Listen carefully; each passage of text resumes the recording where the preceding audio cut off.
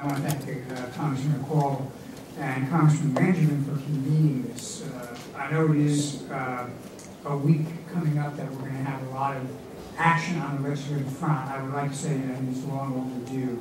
Just as a personal note, I want to be clear. I mean, obviously, I have a firm that does a lot of work in the area of cybersecurity, but I'm not here representing anybody, neither a client nor am I even representing my own firm. I'm here in a personal capacity.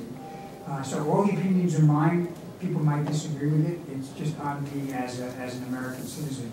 The second thing I'm going to say is that my experience in dealing with this over the last months, in particular, convinced me that this is actually one of the relatively rare cases of a truly bipartisan effort. I think members on both parties really understand the importance and the significance of taking action.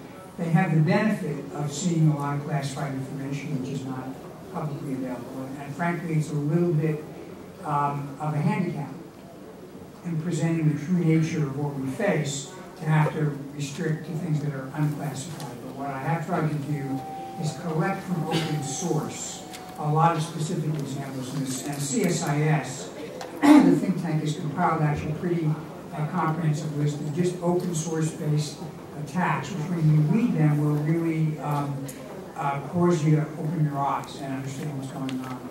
I would say that, broadly speaking, we're talking about four kinds of problems. The criminal problem has been around for a long time.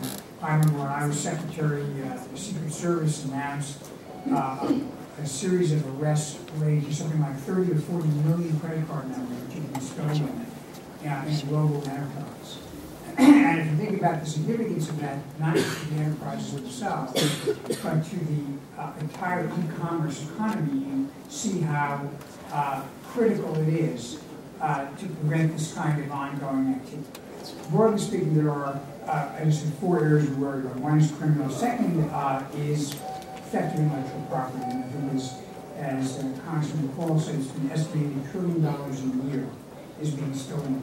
And I just want to put it in very concrete terms. If you are worried about jobs, understand that if there are enterprises or countries overseas that are taking the product of research that is the result of millions of dollars in investment, stealing that for virtually no cost, and then using that to produce lower cost technology overseas, is literally exporting jobs, and not exporting jobs to Americans, enterprises that own factories overseas, but to foreign enterprises that don't employ them.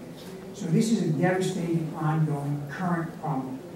Third area is security. This is probably the one that engages the defense community the most. In 2008 against public, the Russians accompanied their attack on Georgia with a cyber attack.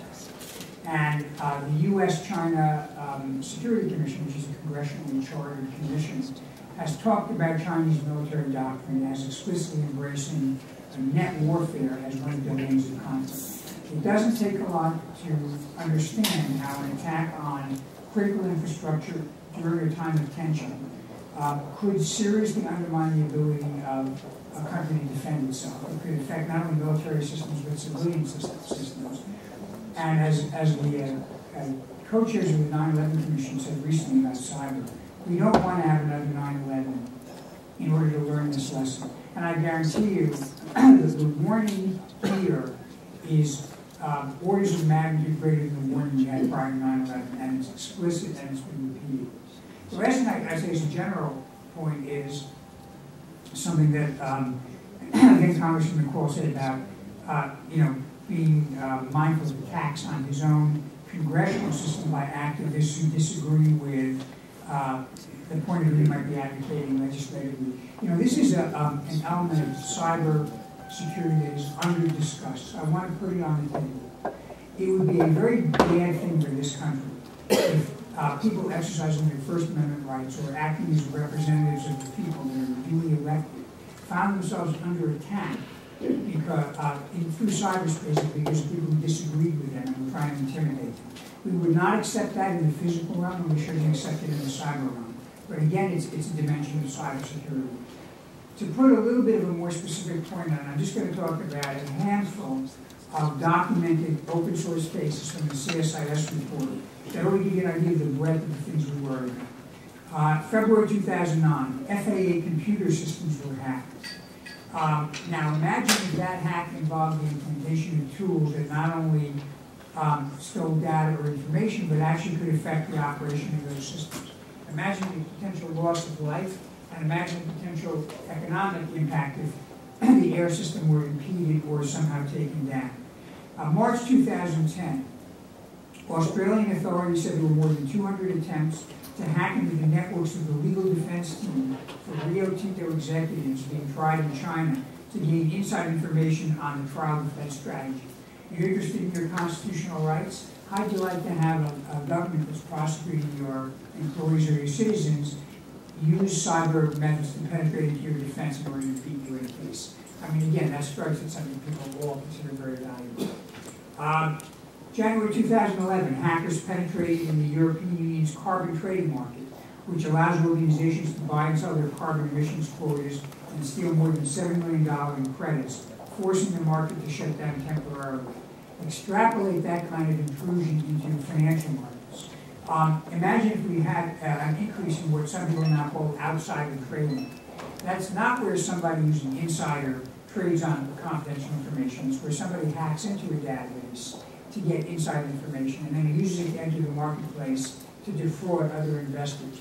And that's the kind of thing that becomes widespread, can really interfere with the ability to actually have a fair and open market. And finally, and there's a little bit of irony in this because I know that the Chamber of Commerce has been somewhat skeptical about these measures. In December 2011, it was revealed the Chamber of Commerce was penetrated for more than a year by hackers who, according to press reports, had ties to the People's Liberation Army. So nobody is immune. So I'd like to conclude by, I guess, making 2 points. And again, these are personal opinions, not on behalf of anybody else. First, there are a lot of valuable parts of the legislation that's being talked about, but 2 I think are important in particular. One is information sharing. The bottom line is the equivalent of radar in cyberspace is information. To detect what's coming in, unless everybody is going to experience an attack for the first time themselves with no prior warning, is to share information that both the government has and the private sector has about what is going on down there in terms of signatures, in terms of IP addresses, in terms of behavior. Without that sharing, we are putting ourselves at a handicap. So the elements of legislation that are proposed that will promote that sharing, I think, are very, very important. Second, and more controversial, is the question about whether critical infrastructure, and by this I mean really important, life-affecting and economy-moving infrastructure ought to be required to demonstrate that it meets certain general standards of cybersecurity. Not micromanaged standards, not prescriptive standards, but general outcomes. And in fact, this could be voluntary. It doesn't even have to be mandatory. You could simply offer those who can meet certain standards, certain kinds of protection like we have in the safety act.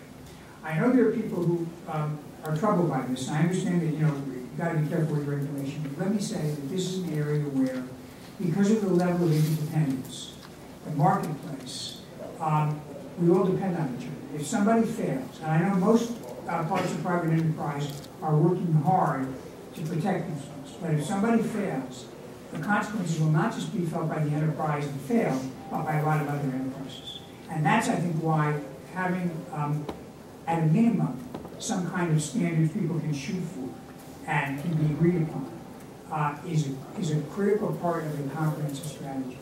I'll conclude by saying this on the issue of standards. I was, you remember Y2K, and you remember that there was a lot of discussion about potential liability. It turned out it was not that big an event, but I was, for a couple of years, a federal judge, and we had litigation that came up that arose out of Y2K.